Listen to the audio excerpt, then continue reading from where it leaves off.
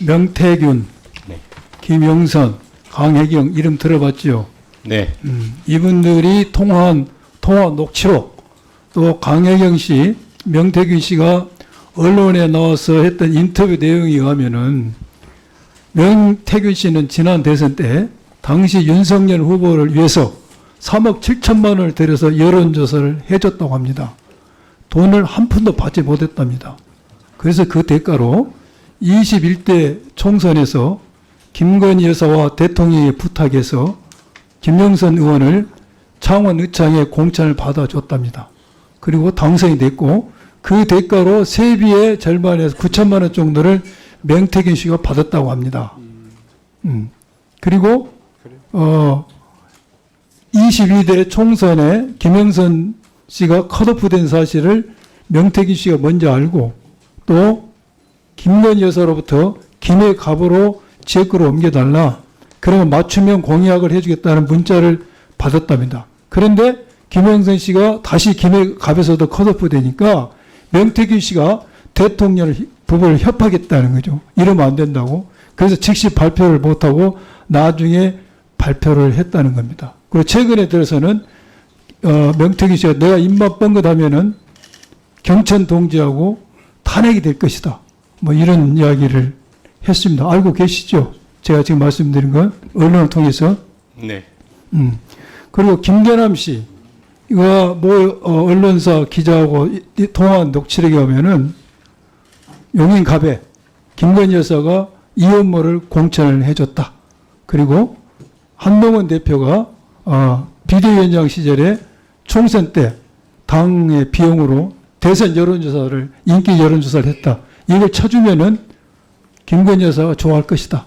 그래 이야기를 해서 그 언론사에서는 한동훈 대표의 비리를 발표를 했습니다. 그리고 그 김대남 씨는 SIG 상근 감사로 갔고 이러한 엄청난 일을 폭로했음에도 불구하고 그 자리를 계속 유지하고 있습니다.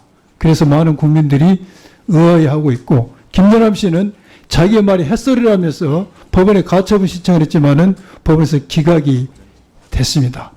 지금 명태균 씨의 말이 만약 사실이라면은 윤석열 후보는 대선 때 줘야 될 여론조사 비용을 갚지 않고 그 대가로 공천을 해줬다.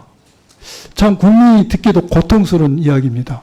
그리고 국민으로부터 공개적으로 대명천지에 협박을 받았다. 참 국민이 듣기에 민망스러운 이야기입니다. 그리고 이것은 정당법, 공직선거법 위반과 정치적 위반 등 실정법 위반이 되는 내용입니다.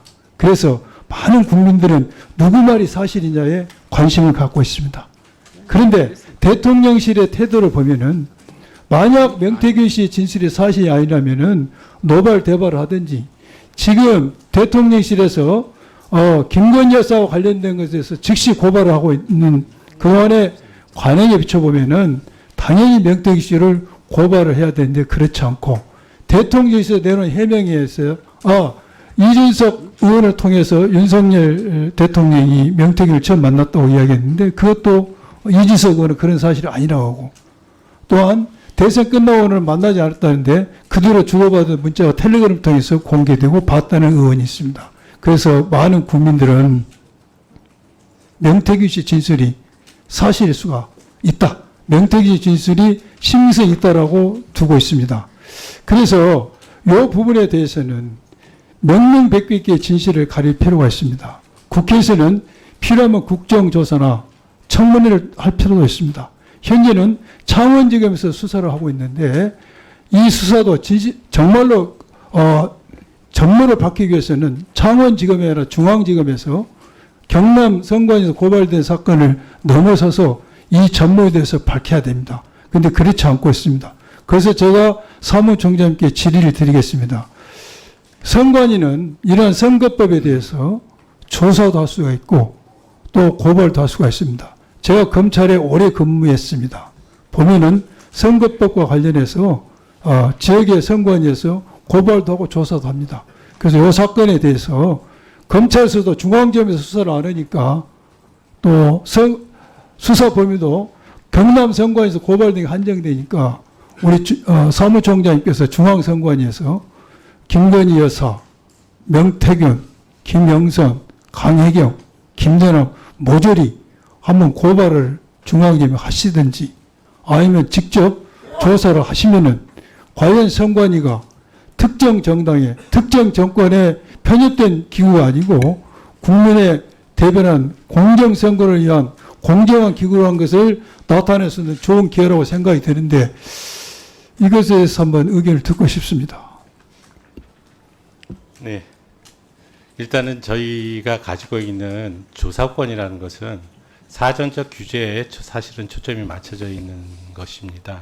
그리고 저희가 할 수 있는 부분은 일단 조사를 하더라도 저희는 이제 강제력이 없고 주어진 범위 내에서 조사를 해서 사실관계를 밝혀내더라도 저희의 판단하에 저희가 할 수 있는 게 뭐 기소를 한다든가 아니면 저희에게 무슨 사법 경찰권이 주어져서 직접 검찰로 됐습니다. 송치한다든지 제가 하지 질문한 않지 것은 않습니까? 조사를 할 수가 있어요. 조사 그러니까 권리가 지금 제가 있습니까? 말씀드리는 있습니까? 대로. 없습니까? 뭐 권한상언은 가능하지만 현재 저희 기조는 할 또 거예요? 안 할 거예요? 지금 기조는 안 하고 있습니다. 그 다음에 고발을 많이 하고 있는데 일선에서 고발할 겁니까? 안 할 겁니까? 사실관계가 조사가 안 되는데 고발을 할 수가 없죠. 이 정도면 충분하잖아요. 만약 아니, 야당, 지금- 잠깐만요. 만약 야당 대표 부인 이렇게 했다고도 고발 안 하고 조사 안 하겠습니까? 지금 하겠죠? 제가 말씀드리는 것은 이미 정당한 권한을 가진 수사기관이 수사를 하는 사안입니다. 아니, 그러니까 이거 할 수 있잖아요. 예, 아니 그런데 들어보십시오. 근데 이해 안 저희가 하는 거예요. 조사를 그러니까 해도 중앙선관위가 공명하지 않고 독립적이지 않고 공정했다 비판을 의원님, 들고 있는 겁니다. 예, 저희가 조사를 해도 결국은 저희가 할 수 있는 것은 수사기관에 저희의 조사 결과에 따른 판단을 넘겨줄 뿐이거든요. 네. 그러니까 그런 거기 때문에 저희가 안 하고 지금 어떤 특정 사건에 대해서만 저희가 하는 것이 아니라 일반적인 기준을 세워야 되지 않겠습니까? 그래서 일선에서는 이런 사건에서 조사하고 고발하고 있습니다.